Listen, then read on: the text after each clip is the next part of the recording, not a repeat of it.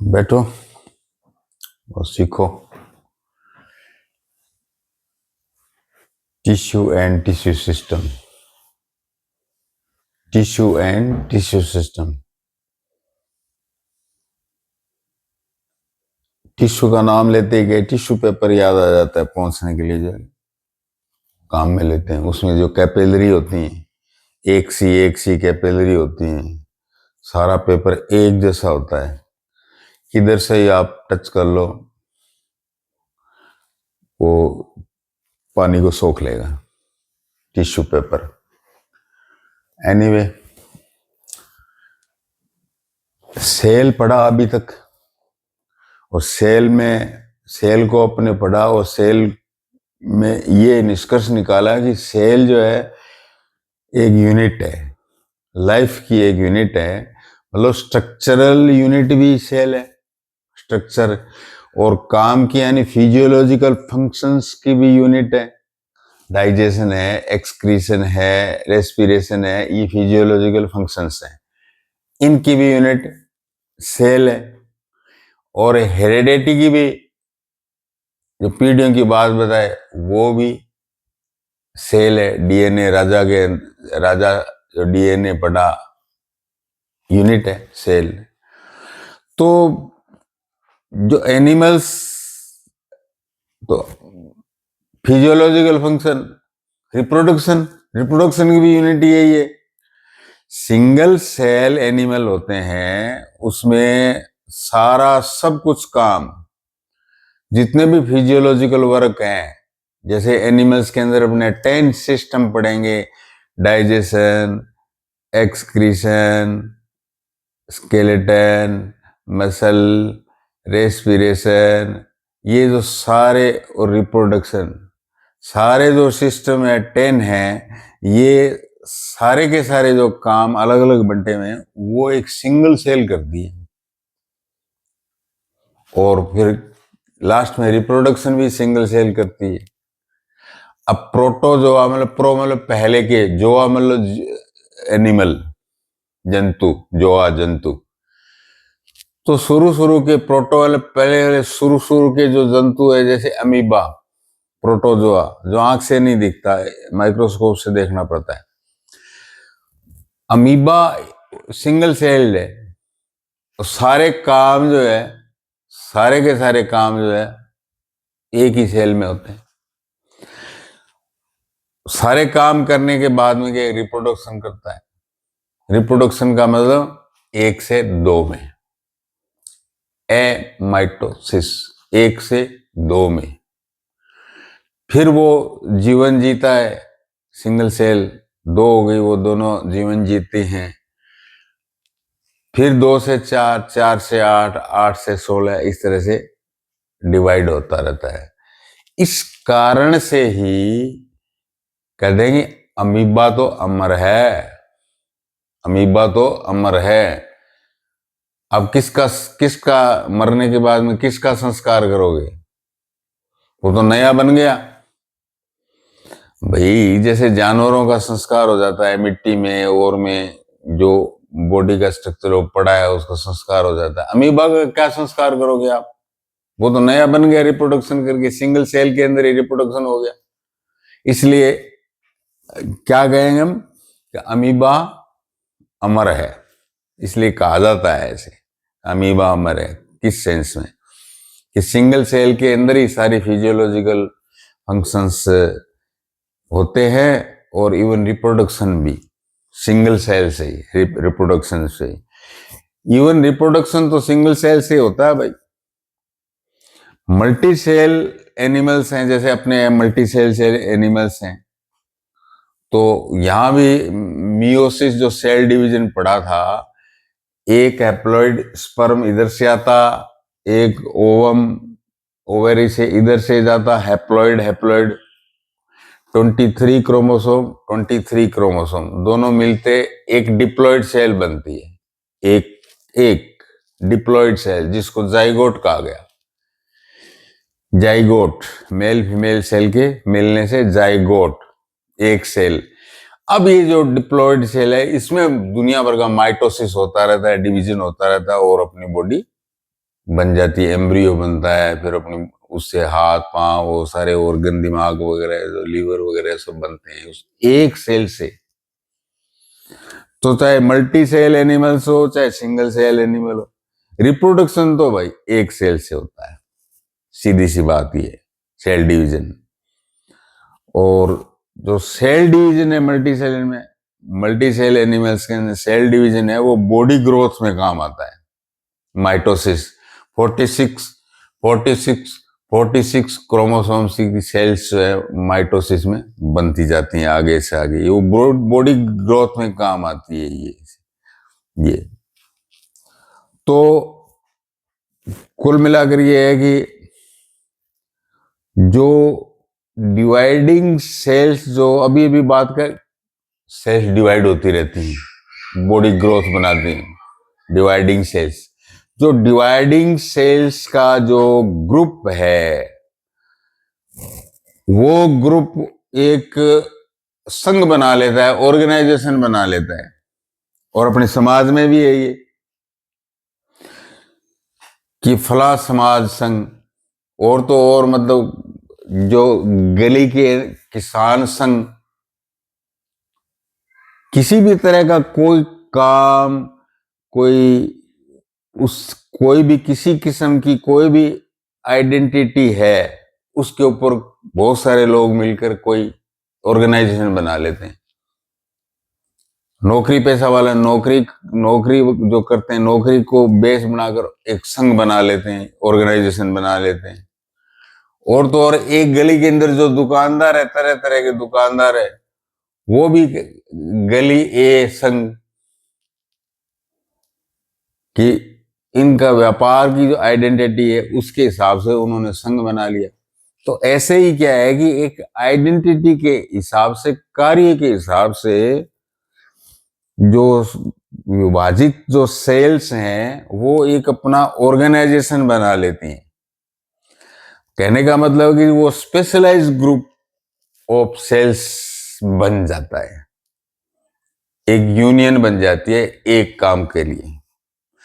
वो स्पेशलाइज जो sales union जो बनी है, ऑर्गेनाइज सेल्स इकट्ठी हुई है, वो स्पेशल वर्क को अंजाम देती है।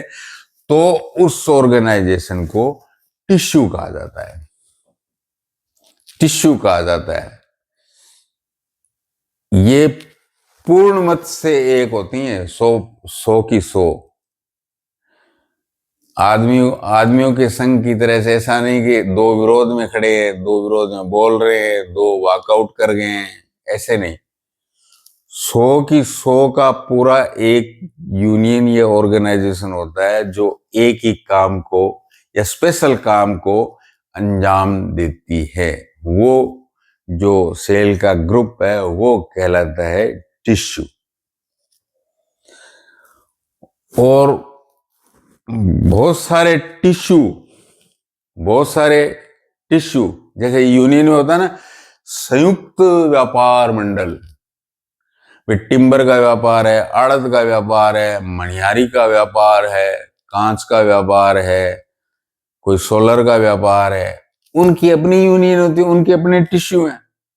और वो टिश्यू जब इकट्ठे होकर संयुक्त व्यापार मंडल, उनके अलग अलग व्यापार का एक संयुक्त व्यापार मंडल, एक ऑर्गेनाइजेशन बना लेते हैं।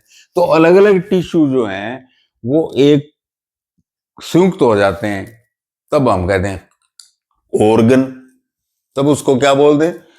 ऑर्गन। लीवर है, तरह तरह के टिश्यू हैं इसमें, किडनी है, लंग्स है, ब्रेन है, हार्ट है, तरह तरह के टिश्यू हैं इसके अंदर। लेकिन वर्क मिलकर सारे टिश्यू, जैसे सेल मिलकर एक काम कर रही थी, वैसे सारे टिश्यू मिलकर एक काम करती है। लीवर का क्या काम है, किडनी का क्या काम पता ही है, वो टॉक्सिन्स को छान के बाहर फेंकना। तो और बहुत सारे ऑर्गन जो मिलकर वो ऑर्गन सिस्टम बना लेते हैं। अब आप देखिए कि गट है, डाइजेस्टिव सिस्टम, उसमें एक ऑर्गन है, माउथ है, गला है, इसोफेगस है, स्टोमक है, इंटेस्टाइन है, लार्ज इंटेस्टाइन है, सारी मिलकर क्या बना देती हैं? Digestive system. ये ऑर्गन जो मैंने लाइन से बोले, सारे मिलकर ऑर्गन सिस्टम बना लेते हैं। इस तरह के ऑर्गन सिस्टम जो है एनिमल यानी मानव के अंदर 10 है। पढ़ लेंगे आगे, कोई खास बात नहीं। तो कुल मिलाकर ये है कि टिश्यू का मतलब, फिर टिश्यू पर आ जाते हैं क्योंकि टिश्यू पॉइंट है टिश्यू, कि ये इसकी इसको डिफाइन कैसे करेंगे कि भाई ये एक ग्रुप ऑफ सेल्स है जो शेप में, साइज में, ओरिजिन में, डेवलपमेंट में और वर्क में एक जैसी होती है सारी सेल, उसको टिश्यू कहते हैं। और इस टिश्यू का जो स्टडी किया जाता है, उस लॉजिक को क्या कहते हैं, उस विज्ञान को क्या कहते हैं, उस नॉलेज को क्या कहते हैं? टिश्यूलॉजी। नहीं भाई, ये तो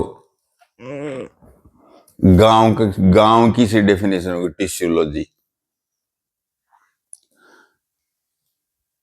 ऐसे गांव में बोल दे ना, गपोस्टोलॉजी, फलानालॉजी, इस तरह से। हिस्टोलॉजी टिश्यू की स्टडी का जो संस्थापक जो था वो इटली का साइंटिस्ट था मार्सेली मालपिगी। मार्सेली मालपिगी किडनी के अंदर जो छलनियां होती हैं, जो गंदा पदार्थ छानती हैं, उसमें एक कीप जैसी संरचना होती है, उसमें एक टिश्यू होता है स्पेशल जो छानता है। इस साइंटिस्ट के नाम पर उस रखा गया है मालपिगी स्ट्रक्चर। लेकिन मालपिगी ने ये हिस्टोलॉजी एस्टैब्लिश की थी। अब यही तो मतलब परेशानी है कि क्रोमोसोम के बारे में बताया किसने? स्ट्रासबर्गर ने। नाम किसने रखा? वार्लेर ने। अब ये टिश्यू के बारे में, हिस्टोलॉजी के बारे में बताया मालपिगी ने। नाम किसने रखा? मायर ने। तो यहां ये पंगा और है, मायर ने।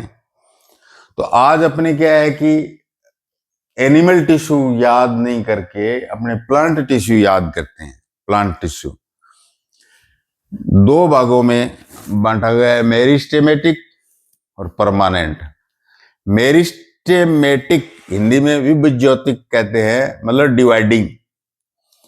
इंग्लिश में मेरिस्टे का मतलब होता है डिवाइडिंग। डिवाइडिंग टिश्यू जो डिवाइड होता ही रहता है। डिवाइड होगा तो क्या होगा? बॉडी ग्रोथ करेगा, बॉडी बनाएगा। तो बॉडी बनाएगा, कौन बनाएगा? Meristematic cell.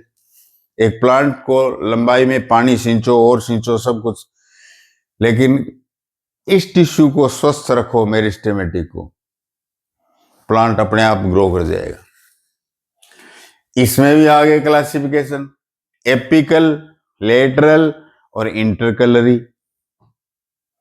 इंटर तो पता ही है ना आपको, दो के बीच में। इंटरकलरी दो के बीच में, दो के बीच में। लेटरल का मतलब ही है साइड के अंदर, साइड में लेटरल, दो के बीच में। और एपिकल ऊपरी ऊपर, टिप में।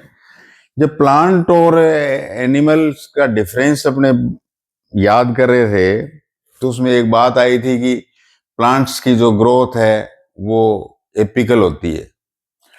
Tip of the stem, tip of the root होती है जो लंबाई में बढ़ाती है।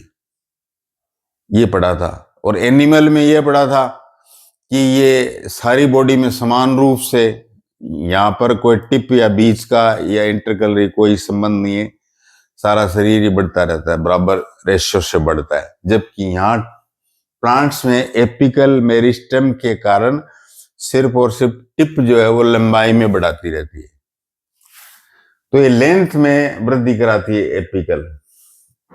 अब मान लो आपको क्या है कि एक बोना ये ड्वार्फ, एक ड्वार्फ जो है आपको पीपल चाहिए, नीम चाहिए, कि मैं तो कमरे में लगाऊंगा उसको, घर के आहते में लगाऊंगा उसको पीपल को, और वैसे नेचुरली उसकी टिप जो है बड़ी डिवाइडिंग होती है और बहुत बड़ा पीपल हो जाएगा, वो सारे मकान को ले बैठेगा। नहीं, मैं तो गमले में लगाऊंगा पीपल को, 10 साल के पीपल को गमले में ले आऊंगा मैं तो, जिद पकड़ लो आप। तो आपको बराबर जो है इन तीनों में कौन सा टिश्यू जो है कट करता रहना पड़ेगा, हर हर हफ्ते आप कैंची लेकर उस पीपल के कहाँ कट करोगे, उसकी जो नीचे जो टिप जड़ निकलेगी उसके टिप को काटते रहोगे आप। क्यों कि डिवाइडिंग सेल को आपने काट दिया, वो लंबाई में बढ़ेगा नहीं। ऊपर जो स्टेम की टिप काट दिया आपने, वो लंबाई में बढ़ेगा नहीं। भाई टी गार्डन है, इस कला को बोनसाई भी कहते हैं। ये क्वेश्चन आ जाता है, what do you mean bonsai? Apical tissue को काट देना, लंबाई नहीं बढ़ेगी, बोना रह जाएगा, ड्वार्फ रह जाएगा, और गमलों में उगा सकते हो। इस कला को बोनसाई कहते हैं, जापान से शब्द आया वही बोनसाई। एक और दूसरा रूप देख सकते हो आप, चाय बागान में जाते हो, चाय का पौधा इतना सा है कि यार चाय तो हर्ब्स होती है। अरे भाई चाय हर्ब्स नहीं होती, ट्री होता है। चाय नीम के जितना बड़ा पेड़ होता है चाय का।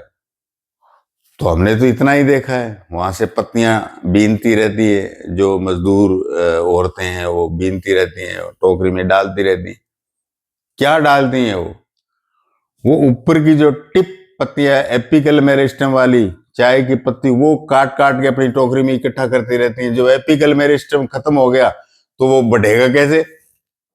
चाय का पौधा तो फिर वो हर भी रह गया, बोना ही रह गया, ड्वार्फ ही रह गया। ये बात है ना। तो एपिकल मेरिस्टम का मतलब डिवाइडिंग जो लंबाई को बढ़ाता है। और ये और भी इतने सारे जो अपने टिश्यूज इधर लिखे हैं, इन सारों का जन्म जाता ये एपिकल मेरिस्टम ही है। ये ध्यान कर लेना आप। इसकी जो चमड़ी को क्या कहते हैं? डर्मा। बाहर जो चमड़ी होती है, पेड़ की जो चमड़ी होती है, प्लांट की जो चमड़ी होती है, उसको भी डर्मा ही कहते हैं। डर्माटोजन यानी चमड़ी। बाहर जो प्लांट के तने को ले हो या किसी को ले हो, ये जो बाहर जो है ये एपिडर्मिस। एपी मतलब ऊपर, डर्मिस चमड़ी के ऊपर, एक एक सेल की इस तरह से।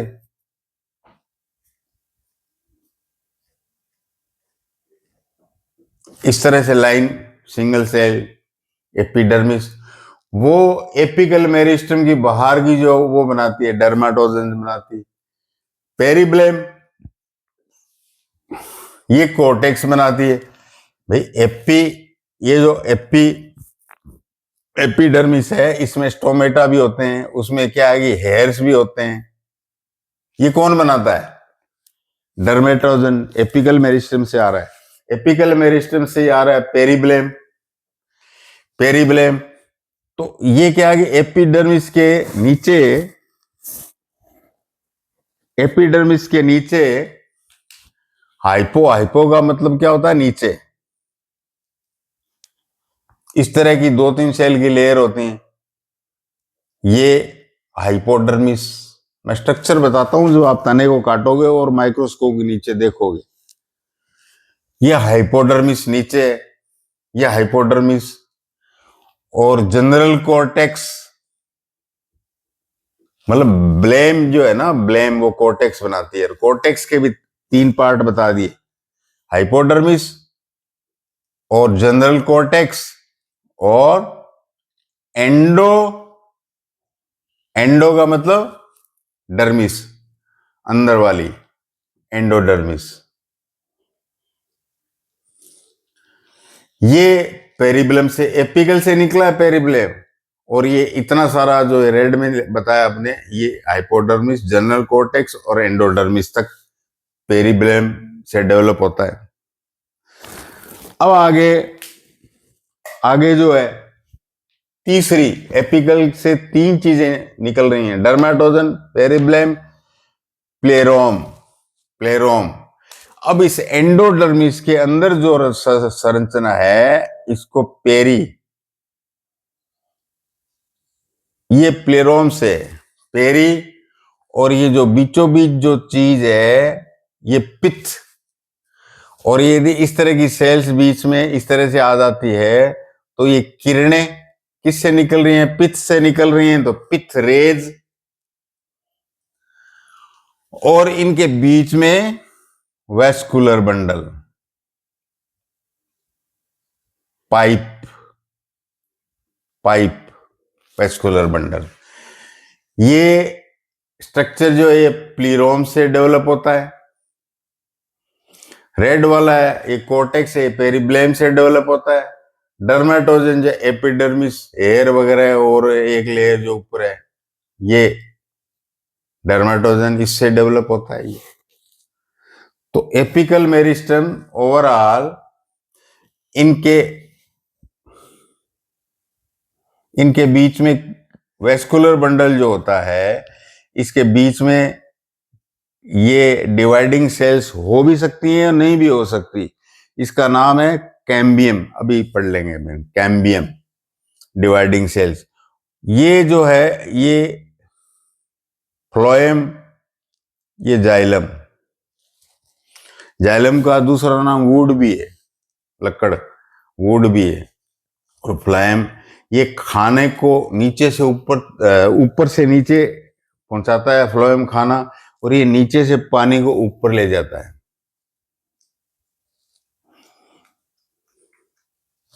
मान लो कि ये स्टेम है, इसको जब आप कट करोगे, एक कटिंग आप इसमें देखोगे माइक्रोस्कोप में, तो इस तरह से दिखेगा आपको। तीनों चीजें, 3 प्रकार की चीजें बना रही हैं, वो निकल रही हैं किससे? एपिकल मेरिस्टम से। अब आइए लेटरल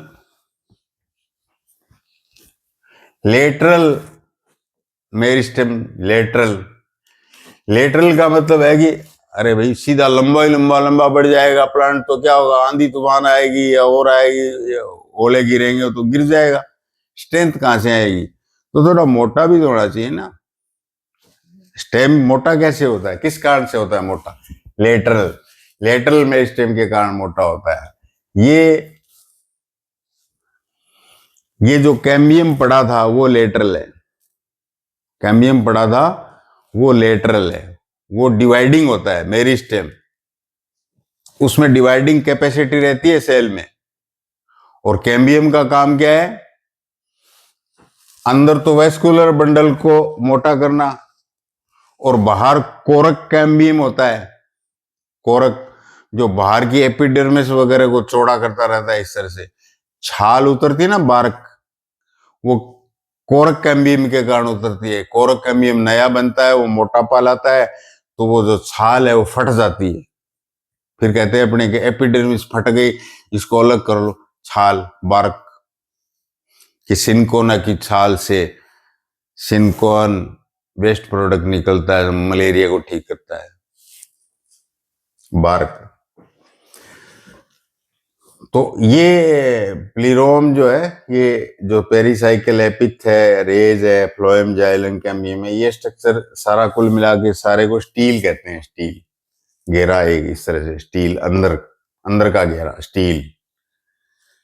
जैसे क्रिकेट मैदान में अंदर का होता है ना, तो उसको स्टील कह सकते हो आप। इंटरकैलरी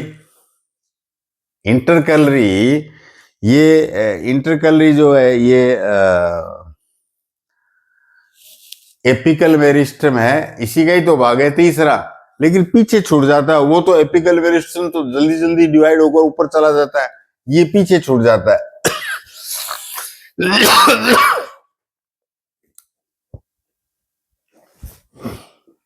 जैसे ये नोड है, इससे पत्ती निकल रही है, इस तरह से इससे पत्ती निकल रही है, गांठ से निकलती है ना, लीव्स गांठ से निकलती हैं। तो ये यहां तो एपिकल मेरिस्टम हो गया, ये आगे निकल गया और पीछे छोड़ दिया इसने कुछ डिवाइडिंग सेल्स, जिसको इंटरकैलरी का। तो कईयों में तो क्या है कि नोड के अंदर हो जाता है, यानी पीछे छूट जाता है इससे नोड नोड। कईयों में क्या है कि इंटरनोड। जैसे दूब घास खूब बढ़ती है, उसका एपिकल का आप पता ही नहीं लगता कि यार एपिकल कौन सा है, उसमें इंटरकैलरी खूब इंटरनोड के ऊपर होती है। तो वो क्या करती हैं, डिवाइडिंग करती रहती हैं, दूब घास फटाफट बढ़ती रहती है। तो ये छूटा हुआ भाग है, ये परमानेंट में नहीं बदलता, ये परमानेंट, ये इंटरकैलरी एपिकल से छूटा हुआ भाग है, ये डिवाइडिंग रहता है, ये परमानेंट नहीं होता। ये जाइलम प्रोएमर ये जो है ना, ये इस तरह से पेरेंकाइमा कोले, ये परमानेंट नहीं रहता, ये बढ़ता रहता है इसे। जैसे पुदीना, पुदीना में यहाँ नोड के अंदर होता है, पुदीना भी बढ़ता रहता है, फटाफट बढ़ जाता है, ये नोड के अंदर होता है ये पुदीना। तो ये भी लेंथ ही बढ़ा रहा है। तो मोटापा तो ये लेटरल बढ़ा रहा है, साइड में जो कैम्बियम और प्रोकैम्बियम रह गया ना, डिवाइडिंग सेल। तो डिवाइडिंग नाम आते ही सीधी सी बात है, कोई लेंथ बढ़ाएगा, कोई मोटापा बढ़ाएगा, ये बात है। और उस डिवाइडिंग का नाम है मेरिस्टेमेटिक, सीधी सी बात है। अब क्या है कि ऐसी सेल्स पढ़ते हैं अपने जो मेरिस्टेमेटिक, इनके डिफरेंशिएशन से स्थायी रूप से डिवाइडिंग कैपेसिटी खो देती है डिफरेंशिएटेड जो सेल है, या टेम्परेरी खो देती है, मौका आती है तो दोबारा डिवाइडिंग हो जाती है, या मोटी सेल वाल होती हैं या पतली सेल वाल होती है। मोटी सेल वाल वाली तो क्या है कि डिवाइडिंग कैपेसिटी खो देती है सदा के लिए, जो है वैसी पड़ी रहेंगी, अब जाइलम फ्लोएम। लेकिन पतली सेल वाली जो है ना, वो डिवाइडिंग कैपेसिटी ले सकती है, जैसे कैम्बियम। एनीवे अपने पढ़ते हैं ये परमानेंट सेल में सिंपल, ये भी 3 प्रकार के परमानेंट, जैसे ये मेरिस्टेमेटिक 3 प्रकार का, वैसे परमानेंट भी 3 प्रकार का, सिंपल, कॉम्प्लेक्स और स्पेशल। तो जो सिंपल है वो पेरेंकाइमा। आप जो चित्र देखोगे कभी कोई काट कर माइक्रोस्कोप के नीचे देखोगे, तो आपको क्या है कि कॉर्टेक्स में इस तरह की सेल्स मिलेगी, या क्या है कि आपको इस तरह की सेल मिल सकती हैं ग्रुप के अंदर, इस तरह की।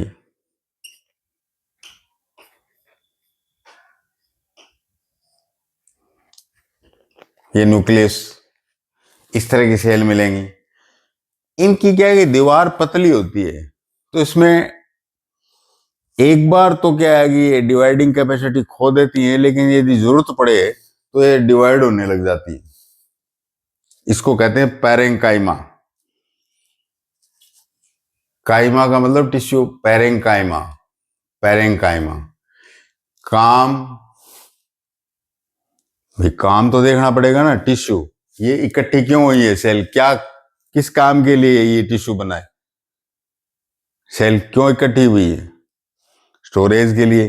जितना भी अपने फूड वगैरह जो प्लांट से लेते हैं, अनाज आटा वगैरह स्टार्च, हो फूड के लिए पेरेंकाइमा में।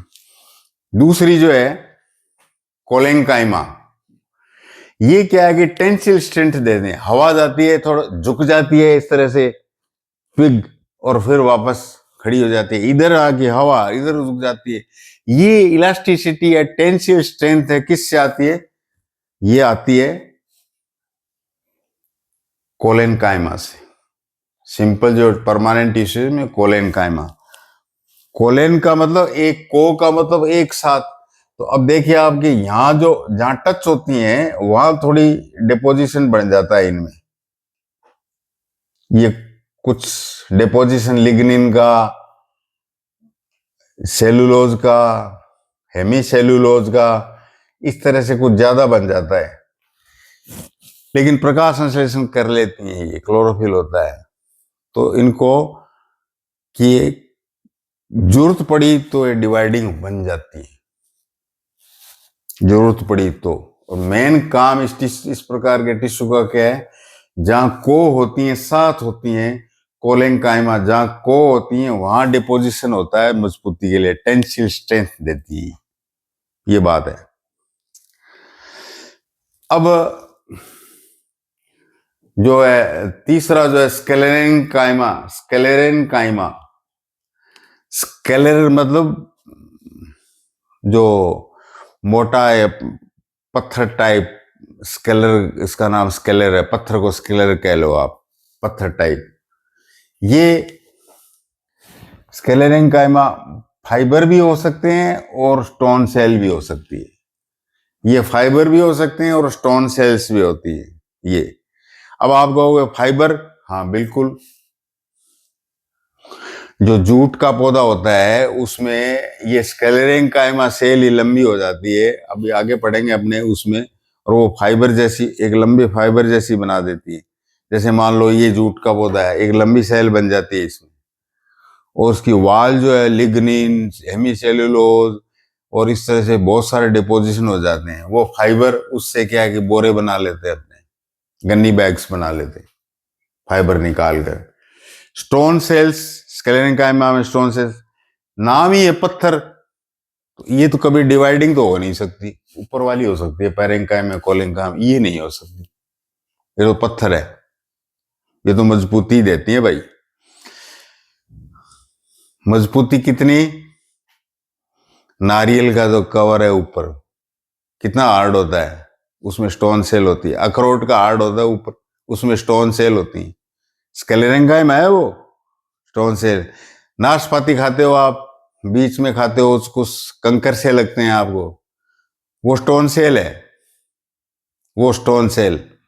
तो स्टोन सेल के बारे में एक जोक भी, एक डॉक्टर ने पेशेंट को कहा कि आप विटामिन की कमी है और जो छिलके वाले फ्रूट है वो खाया करो आप, छिलका खाना आपको बहुत जरूरी है स्वास्थ्य के लिए। तो पेशेंट ने बोला जैसे नारियल खा सकता हूं। समझ गए होंगे आप, वो बेवकूफ स्टोन सेल को खाने एडिबल थोड़ी होती है। तो स्टोन सेल्स, ये स्क्लेरेनकाइमा, ये सिंपल परमानेंट है, सिंपल। कॉम्प्लेक्स, कॉम्प्लेक्स का नाम आता है क्या है कि 2 या 3 4 टाइप के टिश्यू मिल गए। सिंपल में तो एक ही टाइप का टिश्यू था, इसमें कॉम्प्लेक्स में क्या है कि 2 3 4 टाइप का टिश्यू मिलकर और 3 4 स्ट्रक्चर बना लेता है। जैसे जाइलम, पानी के पाइप जड़ से ऊपर तक पहुंचाने का काम जाइलम कॉम्प्लेक्स टिश्यू का। इसमें 4 टाइप के स्ट्रक्चर मेन होते हैं जाइलम टिश्यू में। ट्रकीड्स, जो पाइप होते हैं पानी के नीचे से ऊंचे पहुंचाते हैं। वेजल्स, ये और भी चौड़ी होती है। वेजल्स जो है एंजियोस्पर्म में पाई जाती है। एंजियो मतलब जो फूल वाले पौधे होते हैं ना पहाड़ों पर, जो लंबे लंबे, उसमें तो ट्रैकीड्स ही मजबूत हो जाती हैं, उसमें वेजल्स नहीं होती। ये वेजल्स अपने जो काम में ज्यादा लेते हैं एंजियोस्पर्म्स, जो जिनके फूल वगैरह आप देखते रहते हो, और खाने पीने, रहने, जीवन व्यतीत करने में एंजियोस्पर्म ही हेल्प करते हैं अपने। उन पौधों में वेजल्स होती है जाइलम में। तो पूछ लेगा वो, एंजियोस्पर्म को डाइकोट, मोनोकोट ऐसे कहते हैं। तो मोनोकोट, डाइकोट दोनों में वेजल्स है। क्योंकि एंजियोस्पर्म दो भागों में विभाजित होता है, मोनोकोट, डाइकोट, एक बीज दो बीज। आया ना समझ में? ऐसी व्यवस्था जिम्नोस्पर्म में नहीं होती। तो वेजल्स किस में पाई जाती है? एंजियोस्पर्म। या एबीसीडी में दे देगा मोनोकोट, और कोई दूसरे दे देगा, टेरिडोफाइट दे देगा, एल्गी दे देगा, ये दे देगा, और मोनोकोट लिख देगा। यार वो बताया तो एंजियोस्पर्म था, क्या हुआ? मोनोकोट भी तो एंजियोस्पर्म है, वेजल्स पाए जाते हैं उसमें, बाकी में एब्सेंट रहते हैं। जो डेवलप्ड प्लांट है उसमें वेजल्स होती है, बाकी में नहीं होती। पैरेंकाइमा, ये वुड पैरेंकाइमा है, जाइलम पैरेंकाइमा है, ये जाइलम फाइबर है, ये जाइलम फाइबर है। तो इसके कंपैरिजन में फ्लोएम में जो ऊपर से जो खाना बनाती है पत्ती, वो जड़ों तक ले जाते हैं, वो फ्लोएम पाइप होता है। इसमें छालनी ट्यूब्स होती है, छालनी जैसी ऐसी, जिसमें से ग्लूकोज छनता रहता है, सीव ट्यूब कहते हैं उसको। ये ट्रैकेट्स के मुकाबले की पाइप है सीव ट्यूब। और कंपेनियन सेल्स, आ गई बात, कंपेनियन सेल्स जिनमें वेजल है उसी में कंपेनियन सेल पाई जाएगी। कंपेनियन सेल्स किसमें पाई जाती? फ्लोरिंग प्लांट में, एंजियोस्पर्म में, मोनोकोट में, डाइकोट में। जिम्नोस्पर्म में, टेरिडोफाइट में, एल्गी में, ब्रायोफाइटा में नहीं पाई जाएगी ये कंपेनियन सेल्स। तो कुछ भी बना लेगा ABCD। ऐसे ही क्या है कि इसको वुड कहते हैं जाइलम को, और फ्लोएम को बास्ट कहते हैं, BAST, बास्ट। बास्ट पैरेंकाइमा, इधर वुड पैरेंकाइमा, इधर क्या है कि वुड फाइबर, और इधर बास्ट फाइबर, उधर बास्ट फाइबर। और काम का जो होता है, गन्नी बैग्स में पूछ लेगा वो आपको, गन्नी बैग्स में कौन सा फाइबर, कौन से टिश्यू का फाइबर काम आता है? फ्लोएम टिश्यू का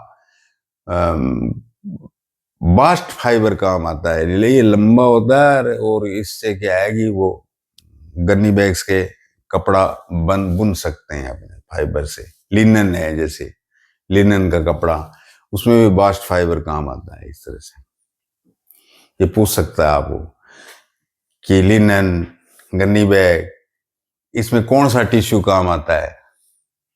ABCD कुछ भी कर दे, इसको करना अपने को। तीसरा, जो इधर भी तीन थे, परमानेंट में भी तीन है, simple, complex, special. Special tissue, ये जितने भी अपने सिक्रीटरी और एक्सक्रीटरी सेल के अंदर पड़े थे, वो हैं ये सेल्स। ग्लैंडुलर ग्रंथियां, जैसे एसेंशियल ऑयल जो है ना, एक्सटर्नल होती हैं बाहर, संतरे के छिलके में, यूकेलिप्टस के पत्ते में, ये एपिडर्मिस के अंदर ही होती है। एपिडर्मिस बनाई थी ना अपने इस तरह से, यूं, इसके एक्सटर्नल होती हैं इसमें। और इंटरनल, एक्सटर्नल और इंटरनल ग्लैंड्स। इंटरनल में क्या होता है कि ऑयल ग्लैंड्स अंदर होती है, कोर्टेक्स में या इसमें पिथ में, इसमें, और एसेंशियल ऑयल्स बनते रहते हैं, इत्र वगैरह, या जैसे विक्स वगैरह बताई थी मैंने, ऑयल ग्लैंड्स, वो इंटरनल ग्लैंड्स हैं, विक्स वाली ये यूकेलिप्टस में। रेजिन ग्लैंड्स, रेजिन भी बताया था कि वेस्टेज है, ये पेंट इंडस्ट्री के अंदर जो कट लगा के ये भेजा जाता है, ये रेजिन इंडस्ट्री में आता है, ये ग्लैंडुलर टिश्यू है ये। और हाइपोथोड्स, हाइडोथोड्स, हाइडोथोड्स, हाइडोथोड, आपने देखा होगा कि जहाँ ओस पड़ती है और पड़ती है, तो पानी क्या है कि पत्तियों से कई टपक टपक टपक इस तरह से ड्रॉप बाय ड्रॉप नीचे आता रहता है। और स्पेशली जो पानी के अंदर जो प्लांट्स, ये घास जैसी, ये जो इकोर्निया वगैरह है, ये जो वीड्स हैं पानी वाली, उसकी पानी ज्यादा होता है, जड़ें क्या है कि वो ले लेती हैं, लेकिन बाहर निकालने का भी प्रयत्न होता है। ऐसा नहीं कि वो, भगवान ने ऐसा नहीं कि वो पानी ज्यादा ले लिया और लेने के बाद पेट फूल कर मर जाएगी वो वीड, पानी वाली, ऐसा नहीं है। उनकी जो पत्तियां होती हैं उसके अंदर इस तरह से सीधी जो एक लाइन,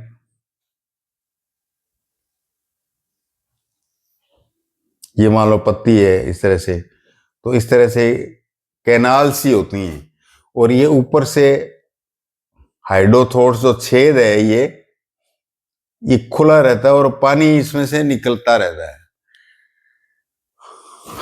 हाइड्रो मतलब हाइड्रेट, कार्बोहाइड्रेट में पढ़ा था। पानी से मतलब क्या है, थोर्स से छेद, एक छेद होता है वो निकलता रहता है, और इसको कंट्रोल करने के लिए गार्ड सेल भी होती है। जैसे फोटोसिंथेसिस में पत्ती के ऊपर स्टोमेटा होता है, उसको गार्ड सेल होती है ना, उसको बंद कर देती है, खुल जाता है, बंद कर देती है, खुल जाता है छेद। इसमें भी बंद और ये करने के गेट वगैरह है जिसको गार्ड सेल कहते हैं। लेकिन इस गार्ड सेल के अंदर क्या है, हाइड्रोथोर्स वाली जो गार्ड सेल है ना, उसमें क्लोरोफिल नहीं होता, ये फोटोसिंथेसिस नहीं कर पाती, ये भोजन नहीं बना पाती। और जो स्टोमेटा वाली जो थी फोटोसिंथेसिस में गैस का जो एक्सचेंज कर रही थी, वो गार्ड सेल से उसमें वो होता है क्लोरोफिल, वो फोटोसिंथेसिस कर सकती है। ये तो ये वेन के अंत में इस तरह से के जो छेद होते हैं वो टिश्यू कहलाते हैं हाइड्रोथोर्स। और स्पेशल टिश्यू में, ग्लैंडुलर में पढ़ लिया आपने, स्पेशल टिश्यू में दूसरे प्रकार का होता है लेटिसिफेरस, जैसे आंख में, रबर प्लांट्स में, हीविया, उसमें बताया था ना कि ये मरम्मत के काम आता है लेटेक्स। तो इसकी पाइप होती हैं लेटेक्स की, वेजल्स या सेल्स होती हैं, जैसे कनेर का है, कुछ पानी सार इस तरह से निकलता रहता है कनेर की पत्ती का, आप तोड़ोगे तो कि जहरीला है, टच मत करो जैसे बोलते हैं। आक है, कनेर है, यूफोर्बिया प्लांट है, उसमें सेल्स होती हैं, ये लेटिसिफेरस सेल्स होती हैं, ये वेजल्स और सेल्स। इस प्रकार से अपने क्या है कि प्लांट टिश्यू को दो भागों में बांट लिया, विभाजित होने वाला और परमानेंट। और परमानेंट में भी अपने जो डिवाइड हो सकता है, नहीं हो सकता, लेकिन परमानेंस ही देता है, इसलिए इसको सारों को सिंपल, कॉम्प्लेक्स, स्पेशल में तीन भागों में बांट के पढ़ लिया आपने। अब मैंने जैसे बताया था कि आदमी में तो 10 सिस्टम होते हैं, लेकिन प्लांट्स में जरूरत ही नहीं है 10 सिस्टम की। उसको कहाँ पैदल जाना पड़ता है, कहाँ उसको किचन चलानी पड़ती है, कहाँ उसको सोसाइटी के काम करने पड़ते हैं, तो 10 सिस्टम की हेल्प होगी, लेनी पड़ेगी, तो खड़ा रहता है। इसलिए इसके 3 ही सिस्टम होते हैं टिश्यू सिस्टम में। एपिडर्मल, इससे बना, डर्मेटोजन से, इससे टिश्यू बना हुआ एपिडर्मल टिश्यू। ग्राउंड, ये ग्राउंड मतलब क्या है कि जहां भी पेरेंकाइमा और डिपॉजिट होती है एपिडर्म के नीचे, पेरिबलम और प्लीरोम बनता है वेस्कुलर बंडल, ये प्लीरोम। ये देखो पेरीसाइकिल, पित्त, फ्लाइम, जाइलम, कैम्बियम, ये प्लीरोम से बनता है। तो ग्राउंड का मतलब है कि जो भरा रहता है, स्टफ रहता है, तो वो जो स्टफ है वो दोनों से ही बनता है, पेरिब्लेम, प्लीरोम। क्योंकि प्लीरोम भी अंदर जो है, ये रेज है, पित्त है, पेरीसाइकिल है, ये पेरेंकाइमा सेल होती है, भर देती हैं, और कोर्टेक्स है वो भी भरने का काम करता है। तो ग्राउंड टिश्यू है ये। लेकिन इस प्लीरोम से स्टील बनता है, उसमें क्या है कि वेस्कुलर बंडल होता है, स्टील में वेस्कुलर बंडल होता है।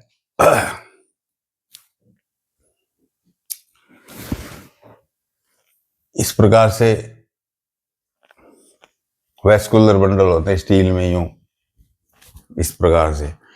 तो यदि कैम्बियम बीच में है तो फ्लोएम और जाइलम अलग अलग हो गया ना, ओपन हो गया भाई, ओपन हो गया। कैम्बियम की पट्टी बीच में आ गई फ्लोएम, जाइलम और फ्लोएम के, तो दोनों अलग अलग हो गए। इसलिए इस तरह के जिसमें कैम्बियम हो वेस्कुलर बंडल में, उसको फिर ओपन वेस्कुलर बंडल कहते हैं। खोल दिया उसने, अलग अलग कर दिया, दीवार बन गई कैम्बियम की, ओपन। और क्लोज, वो कहते हैं ना आपके ये क्लोज है क्या, ये जो आदमी जिसका आपने परिचय कराया ये आपके क्लोज है क्या, मतलब नजदीक है क्या आपका। बोले हाँ। तो क्लोज्ड का मतलब क्या हुआ कि नजदीक, क्या नजदीक, जाइलम और फ्लोएम नजदीक पास में। जाइलम और फ्लोएम पाइप जो है ऐसे दोनों साथ चल रहे हैं, ऐसे चल रहे हैं नजदीक, बीच में कोई कैम्बियम नहीं है। तो क्वेश्चन पूछ लेगा ये जो ओपन और क्लोज वाले जो वेस्कुलर बंडल है ये मोनोकोट में, दोनों ही एंजियोस्पर्म में, मोनोकोट और डाइकोट, मोनोकोट में पाए जाते हैं या डाइकोट में। दाल जो डाइकोट है, दो बराबर भागों में जो बंट गई दाल, दो सीड दो बराबर में बंट गया, वो डाइकोट कहलाते हैं। जो दो बराबर में नहीं बंटता है वो मोनोकोट है। तो पूछ लेगा वो कि दाल के पौधे में वेस्कुलर बंडल जो है क्लोज होगा या ओपन होगा। ओपन होगा, कैम्बियम रखता है वो। और क्लोज जो है ये गेहूं, मतलब जो चावल है जिसमें दो बराबर नहीं होते उसमें ये क्लोज होगा मोनोकोट में। तो ये घुमाकर दाल वाले लेगुमिनेसी पौधे, ये अगर मोनोकोट डाइकोट का कोई ना कोई क्वेश्चन आपको पूछ ही लेगा। ठीक है, आगे पढ़ेंगे फिर।